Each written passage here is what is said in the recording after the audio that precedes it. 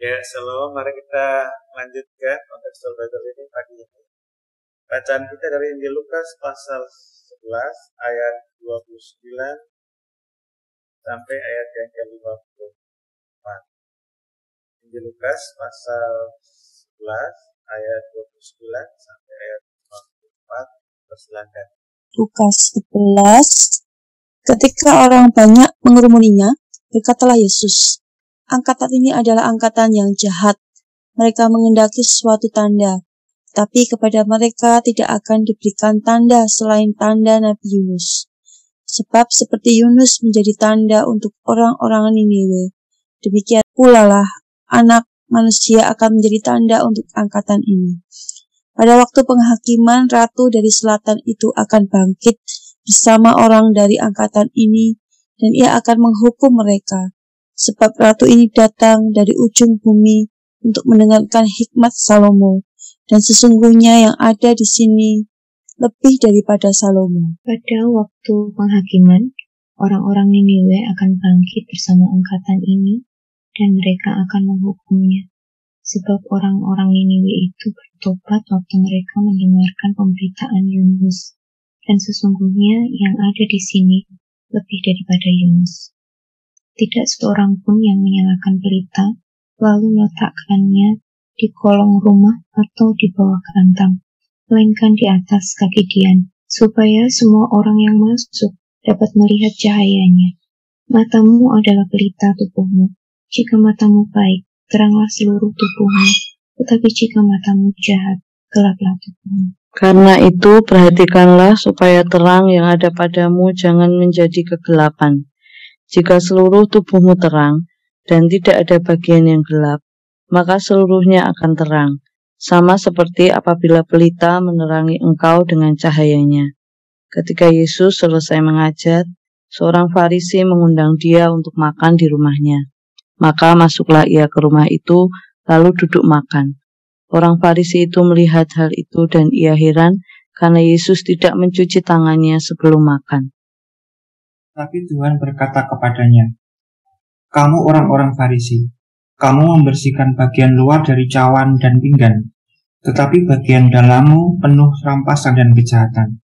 Hai orang-orang bodoh, bukankah Dia yang menjadikan bagian luar, Dia juga yang menjadikan bagian dalam? Akan tetapi, berikanlah isinya sebagai sedekah, dan sesungguhnya semuanya akan menjadi bersih bagimu. Tetapi celakalah kamu, hai orang-orang Farisi, sebab kamu membayar persepuluhan dari selasi, inggu, dan segala jenis sayuran, tetapi kamu mengabaikan keadilan dan kasih Allah. Yang satu harus dilakukan dan yang lain jangan diabaikan. Celakalah kamu, hai orang-orang Farisi, sebab kamu suka duduk di tempat terdepan di rumah ibadat dan suka menerima penghormatan di pasar. Celakalah kamu, sebab kamu sama seperti kubur yang tidak memakai tanda. Orang-orang yang berjalan di atasnya tidak mengetahuinya. Seorang dari ahli-ahli Taurat itu menjawab dan berkata kepadanya, "Guru, dengan berkata demikian, engkau menghina kami juga."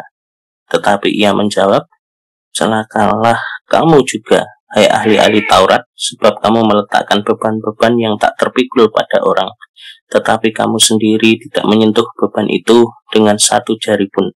Celakalah kamu, sebab kamu membangun makam nabi-nabi, tetapi nenek moyangmu telah membunuh mereka.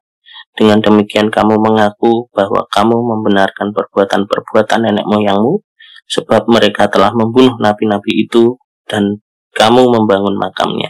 Sebab itu hikmat Allah berkata, Aku akan mengutus kepada mereka nabi-nabi dan rasul-rasul, dan separuh dari antara nabi-nabi dan rasul-rasul itu akan mereka bunuh dan mereka aniaya, supaya dari angkatan ini dituntut darah semua nabi yang telah tertumpah sejak dunia dijadikan, mulai dari darah Habel sampai kepada darah Zakaria yang telah dibunuh di antara mezbah dan rumah Allah. Bahkan aku berkata kepadamu, semuanya itu akan dituntut dari angkatan ini. Celakalah kamu, hai ahli-ahli Taurat, sebab kamu telah mengambil kunci pengetahuan. Kamu sendiri tidak masuk ke dalam, dan orang yang berusaha untuk masuk ke dalam kamu halang-halangi. Dan setelah Yesus berkata dari tempat itu, ahli-ahli Taurat dan orang-orang Farisi terus-menerus mengintai dan membanjirinya dengan berupa-rupa soal. Untuk itu mereka berusaha memancingnya supaya mereka dapat menangkapnya berdasarkan sesuatu yang diucapkannya. Ya, terima kasih. Dan terkasih ayat 29 sampai ayat 32 beberapa hal yang kita perhatikan. Ya, pertama terkait dengan historisitas peristiwa Yunus di lampu 3 dan bagaimana ketaatan Yunus pada akhirnya untuk pergi ke Niniwe memberitakan penghukuman, dan dampak pemberitaan itu adalah orang-orang Niniwe itu bertobat. Yang kedua, Yesus juga mengakui historisitas kunjungan Ratu Negeri Sheba itu dari selatan ke Salomo dalam kerangka untuk mencari hikmat. Kalau kita perhatikan di sini, sesungguhnya yang Yesus tekankan bagaimana ada kesediaan dari orang-orang Niniwe untuk bertobat setelah mendengar berita penghukuman yang disampaikan Yesus. Demikian juga ada sikap terbuka dari Ratu Negeri Sheba untuk tidak mengakhirinya sebagai ratu yang hebat, tapi mencari Ratu Salomo yang sesungguhnya bersumber dari Tuhan langit dan bumi. Apa artinya? Bahwa ya ada kesadaran diri akan keberdosaannya, ada sikap terbuka untuk mendapatkan hikmat dari Allah Abraham, Ishak, Yakub, ya, yang datang pada Raja Salomo.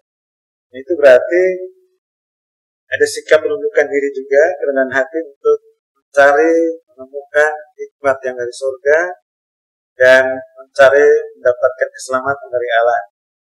Nah, dari situ kita melihat Yesus memberikan apresiasi penting terhadap dua peristiwa itu, yang intinya bahwa ya, manusia sebenarnya membutuhkan keselamatan daripadanya. Dan saat ini dalam peristiwa ini atau dalam perikop ini, Yesus sudah hadir di dunia ini sebagai wujud kasih nyata kasih Allah kepada manusia yang berdosa, bahwa memang dia betul-betul Allah itu sungguh menyadari bahwa manusia membutuhkan dia, dan dengan kasihnya dia hadir di tengah-tengah bangsa ini, hadir di tengah-tengah umat manusia, agar manusia boleh mendapatkan keselamatan pertobatan. Hanya sayangnya, respon orang terhadap kehadirannya itu yang tidak sepadan dengan kerinduan hati Allah untuk melayani kebutuhan manusia. Oleh karena apa? Karena tidak ada sikap terbuka dan kesadaran diri sebagai orang berdosa yang membutuhkan keselamatan. Dan inilah suatu kejahatan. Yang kemudian dikatakan bahwa ya, pada waktu penghakiman, orang-orang Niniwe itu akan bangkit bersama Allah dan mereka akan menghukumnya. Sebab orang-orang yang bertobat waktu mereka mendengarkan pemberitaan Yunus, dan sesungguhnya yang ada di sini lebih daripada Yunus. Jadi ya, ini respon terhadap kehadiran Yesus sangat penting sekali agar ya, apa yang dirindukan manusia keselamatan itu jadi pengalaman nyata, dan diperlukan sadar diri sebagai orang berdosa, sikap terbuka, dan mau menyambut dia sebagai Tuhan dan Juru Selamat. Ya, ini peringatan bagi kita semua juga, orang-orang kita layani, agar memberi respect yang sungguh-sungguh arti kehadiran Yesus, karena dia hadir ke dunia ini satu alasan itu dia datang untuk menyelamatkan kita umat manusia berdosa. Ayat 33 sampai 36 nasihat tentang bagaimana seharusnya hidup orang-orang percaya. Ayat 35 dikatakan, karena itu perhatikanlah supaya terang yang ada padamu jangan menjadi kegelapan. Ya, ini panggilan bagi orang percaya hidup sebagaimana jadi dirinya dan menjadi anak terang, ya harus mempertahankan, memelihara, merawat terang itu. Yesus pasal 5 ayat 8 katakan, kamu dahulu adalah kegelapan, tapi sekarang kamu adalah terang itu, karena itu hiduplah sesuai dengan identitasmu yang adalah terang. Di ayat 37 sampai 54 ini nasihat yang cukup panjang berkenaan dengan nasihat dan kecaman ya kepada orang-orang Farisi dan ahli-ahli Taurat. Ya. Dalam ayat 37 sampai 44 lebih spesifik diarahkan pada orang-orang Farisi, kemudian lebih khusus lagi ayat 45 sampai 54 ini pada ahli-ahli Taurat ya. Beberapa pokok yang patut kita perhatikan di sini dikatakan di ayat yang ke-42 beberapa kasus ini ya. Celakalah kamu hai orang-orang Farisi, sebab kamu membayar persepuluhan dari selasi, minggu, dan segala jenis sayuran, tetapi kamu mengabaikan keadilan dan kasih Allah. Yang satu harus dilakukan dan yang lain jangan diabaikan. Nah, seringkali ya inilah praktik hidup orang Farisi, dia tahu kebenaran, dia menyiasati bagaimana bisa menghindari hal itu dengan motif-motif ya tentu kepentingan diri sendiri, tapi ya di luar itu dia memproklamirkan diri sebagai orang yang taat, tapi di sisi yang lain dia mencoba melakukan yang satu dan menggunakan sebagai dalih untuk tidak melakukan hal yang lain. Yesus katakan yang satu harus dilakukan dan yang lain jangan diabaikan. Ayat 43 ini terkait dengan bagaimana mereka senang mencari pujian, penghormatan dari manusia di tempat-tempat umum. 44, celakalah kamu sebab sama seperti kubur yang tidak memakai tanda, orang-orang yang berjalan di atasnya tidak mengetahuinya. Jadi bisa mengakibatkan orang lain terperosok ke dalam lubang kubur itu. Nah, ayat 45 sampai 54 ini secara sangat spesifik kepada ahli-ahli Taurat, karena berawal dari pertanyaan respon dari seorang ahli Taurat, guru, dengan berkata demikian engkau menghina kami juga. Ternyata Yesus memberikan respon yang sangat tegas. Celakalah kamu juga, hai ahli-ahli Taurat, sebab kamu meletakkan beban-beban yang tak terpikul pada orang, tetapi kamu sendiri tidak menyentuh beban itu dengan satu jari pun. Ya, ini ya, ahli-ahli Taurat merumuskan doktrin, kemudian mengajarkan doktrin itu, menjadikan sebagai dasar pijakan sikap berperilaku bagi orang-orang Yahudi, tapi mereka sendiri tidak melakukannya. Sehingga Yesus katakan kamu memberikan beban yang lebih berat pada orang lain, tapi kamu sendiri tidak menyentuhnya. Celakalah kamu sebab kamu membangun makam nabi-nabi, tapi nenek moyangmu telah membunuh mereka. Ini sangat-sangat benar sekali teguran Yesus. Jadi ya seringkali memang untuk prestis kerohanian itu simbol-simbolnya antara lain dengan merujuk nenek moyang mereka itu siapa, tapi ternyata kalau Yesus katakan ya makam yang kamu hiasi baik-baik sebenarnya itu berawal dari tindakan pembunuhan dilakukan oleh nenek moyang gitu. Sehingga ini sebuah upaya untuk mencari nama dengan respect terhadap nabi-nabi yang disimbolkan dengan olesan terhadap makam. Tapi hakikat sebenarnya mereka melestarikan kejahatan yang dilakukan oleh nenek moyang.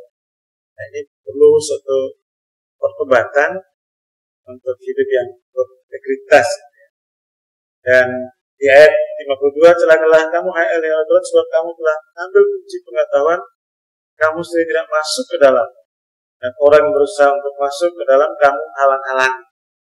Ya, kunci pengetahuan maksudnya mereka lah sebagai mereka punya power intelektual karena ya jabatan atau status mereka sebagai ahli Taurat, dan mereka merumuskan segala yang lain sebagai kebenaran. Tapi justru yang terjadi adalah dikatakan di sana orang yang berusaha masuk ke dalam kamu halang-halangi gitu dengan segala macam rumusan-rumusan hal.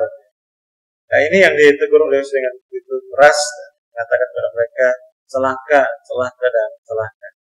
Bagaimana respon mereka? Ayat 53. Setelah Yesus berangkat dari tempat itu, ahli-ahli Taurat dan orang Farisi terus-menerus mengintai dan membanjirinya dengan rupa-rupa soal. Dan katakan untuk itu mereka berusaha memancingnya supaya mereka dapat menangkapnya berdasarkan sesuatu yang diucapkannya. Ini sikap yang sangat-sangat tidak tepat dalam respon pengajaran Yesus, karena bukan sadar, introspeksi, tapi malah memberikan sebuah reaksi yang kontraproduktif bagi hidup dan kehidupannya. Dan ya, Yesus sudah mengatakan celakalah mereka dengan kehidupan seperti ini.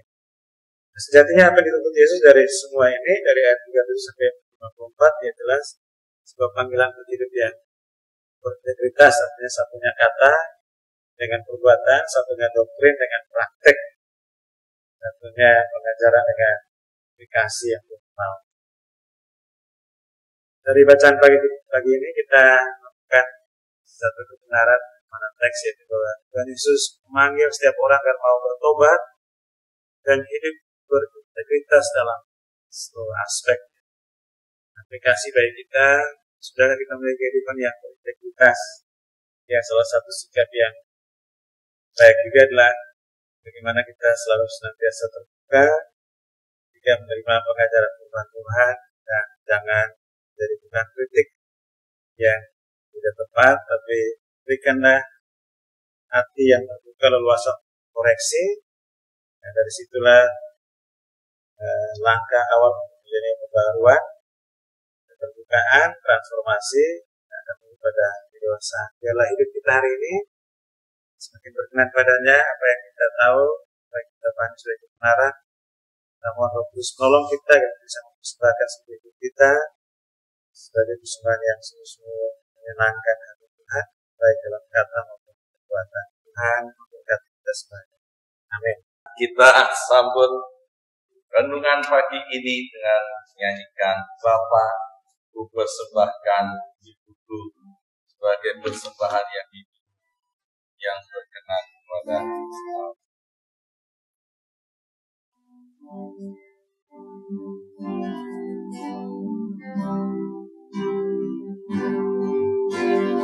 Bapa, ku persembahkan tubuhku sebagai persembahan yang hidup, kudus, dan yang berkenan padamu, sebagai ibadah yang sejati. Bapa, ku persembahkan tubuhku sebagai persembahan yang hidup, kudus, dan yang berkenan padamu, sebagai ibadah yang sejati. Sebagai Tuhan, ku sebagai Tuhan, ku serahkan hidupku kepadamu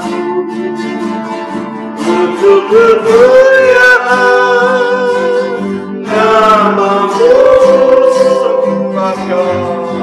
Sebagai Tuhan, ku sebagai Tuhan, ku serahkan hidupku kepadamu untuk kemuliaan nama-Mu. Sebagai Tuhan, ku sebagai Tuhan, ku serahkan hidupku kepadamu untuk kemuliaan nama-Mu. Kita bersyukur dan berdoa, biarlah hidup kita masing-masing dalam kebenaran dan terang itu bercahaya, perbuatan baik yang memuliakan Tuhan. Kita mengaplikasikan secara total firman Tuhan pagi ini. Kita bersyukur bersama-sama. Tuhan, terima kasih kami mengucap syukur Tuhan buat segala kebenaran firman Tuhan, dan di dalam Yesus Kristus saya boleh berdoa supaya bersama dengan keluargaku Tuhan berkomitmen untuk hidup di dalam terang Kristus dan memancarkan kemuliaan Yesus dan hidup berkenan di hadapan Tuhan. Terima kasih Tuhan, kami percaya Tuhan Tuhan terima Yesus segala kebaikan kekal. Kami mengucap syukur. Terima kasih Tuhan, terima kasih di dalam nama Tuhan Yesus.